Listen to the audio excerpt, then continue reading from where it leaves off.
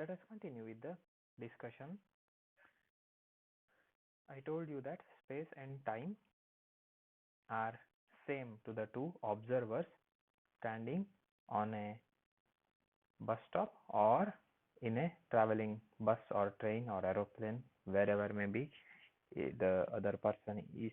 Okay, or even if suppose you have a stick and its length is same if you are stationary on the floor, or it's the same if you are traveling in an aeroplane, your length doesn't change. Why I'm saying this, as I told you before, it is not the same as per Einstein's theory of relativity. When we are traveling with very high velocity is close to that of light, these rules are not applicable. We have to find new rules. We will find them. So here S is at rest and S dash is moving with the uniform velocity with respect to S along the common x dash direction. Okay, so A and B are 2 points along the common x dash axis. Okay, and the coordinates with respect to O are coordinates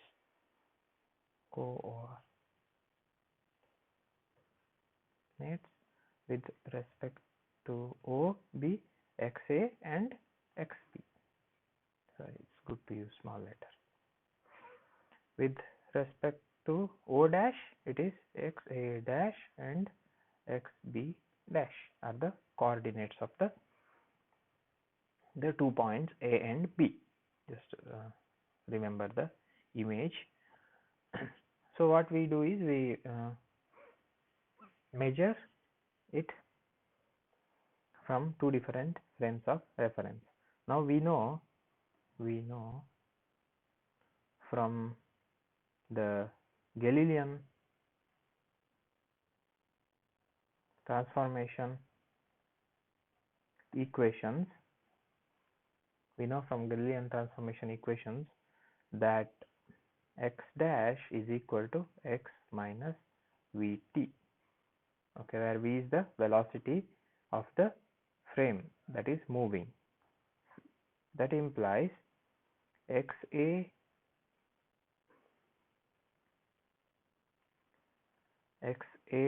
dash is equal to XA minus Vt and XB dash is equal to XB minus Vt. Okay, now what we have to do, we take the difference and see, we have to prove that the differences are the same. So XA dash minus XB dash is equal to XA minus Vt minus XB minus Vt. Actually, sorry, again I should use the small letter because this is the coordinate, not the axis. For axis we use capital letters, for the coordinates we use small letters. So XA dash minus XB dash is equal to XA minus XB minus Vt plus Vt. So they cancel out. So that means XA dash minus XB dash is equal to XA minus XB, or space interval in S dash is equal to space interval in S. So that is the Galilean invariance of space. So space is not affected. So space interval is not affected by the motion of the observer.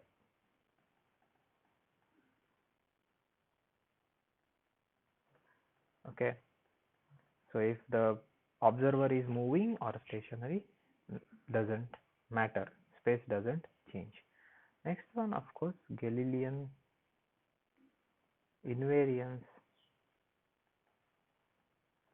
of time. Again we consider the same kind of setup. O dash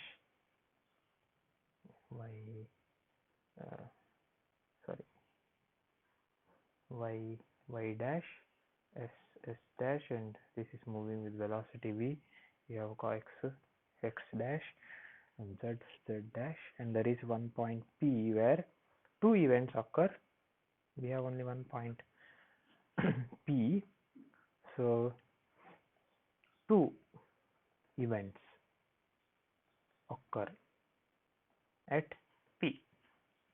As I told you, like clapping, somebody might be clapping when you are standing in the bus stop, and two claps, and you have to measure the time between the claps.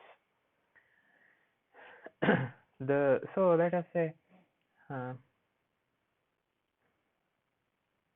O, observer O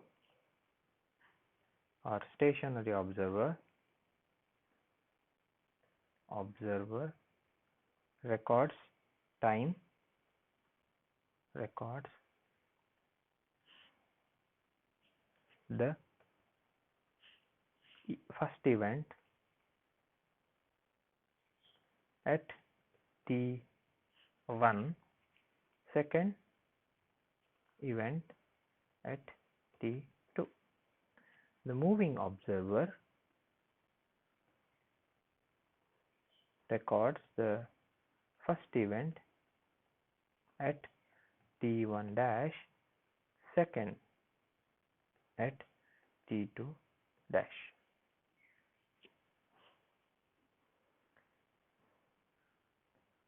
However,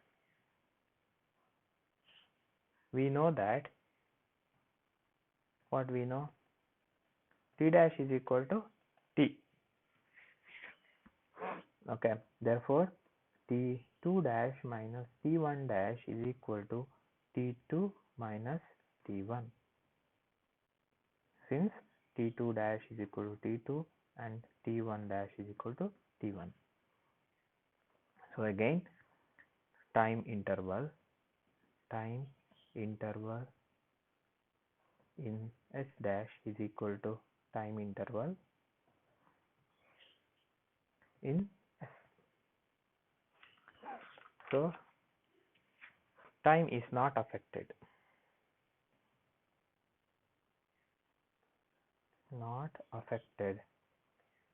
by the motion of the observer,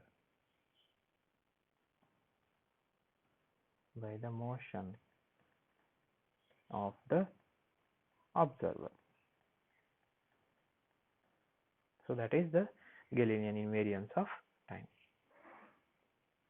And third concept, very important, classical velocity addition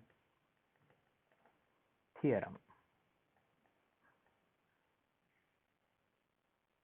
Okay, classical velocity addition theorem means, suppose here the case is both are traveling. Okay, suppose you are in a car traveling with the velocity of 50 km per hour. Okay, and then your friend is in a bus, let us say, and he passes you with a velocity of 60 km per hour. So he overtakes. Okay, he overtakes you. So we call you S and this is S dash. Both are moving here. Or S dash and S double dash if you want. Now, what is his velocity with respect to you? Okay, there's another thing we will see. You are traveling at 50, and then your friend is traveling in the opposite direction at 60 km per hour. See, in this first case, you feel like the person is overtaking you slowly. Okay, overtaking you, slowly overtaking. In this case, you see fast passing by. You can notice when you are traveling in a bus, whoever is approaching you means going in the same direction, you can see that person for a long time. Okay, with respect to you, their velocity is low. But the vehicles coming from the front, they pass by you immediately, very fast. So that is what velocity addition theorem is. So what you hear in the first case, what you actually see is your friend is traveling with 10 kilometer per hour, whereas in this case it will be 50 plus 60, 110 kilometer per hour. Okay, so it will be 110 kilometer per hour. So that is the uh, relativity, Galilean principle of velocity addition theorem based on the classical relativity which we experience in our day-to-day life. We'll derive why it is 10 and why that is 110. So first we know from Galilean transformation equations x dash is equal to x minus vt. Now we need to get the velocity. So differentiating dx dash by dt, will not use t dash, is equal to d by dt of x minus vt. We know that t dash is t, so we are not going to differentiate it with respect to different variables. Okay, so that is u, I call that velocity u x dash is equal to ux, velocity of the observer, and velocity of the two observers minus v. Okay, so how you got this is dx by vx is equal to dx by dt, and d by dt of vt is equal to v, because v is a constant, so it's velocity. So therefore what this says, velocity in s dash is equal to velocity in s minus velocity of the frame.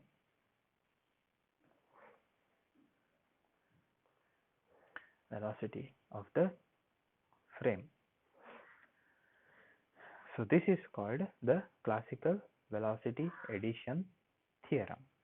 Okay, let us consider that for example, they have an example in the book which we will discuss. Suppose the velocity in s is ux is equal to 100 meters per second, and the frame velocity v is equal to 10 meters per second, then ux dash, as the velocity observed from another point of view, is 90 meters per second. This is like the case when suppose you are in a frame, you are in a bus, and yours is one frame and another person is in another bus. If they are in opposite direction, it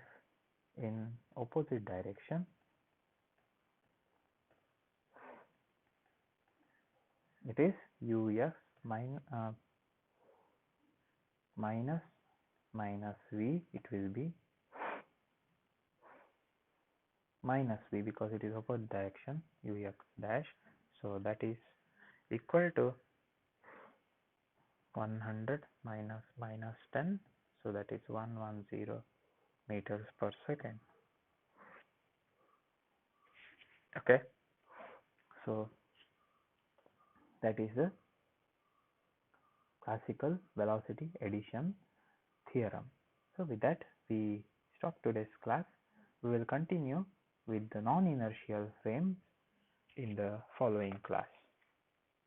All the best.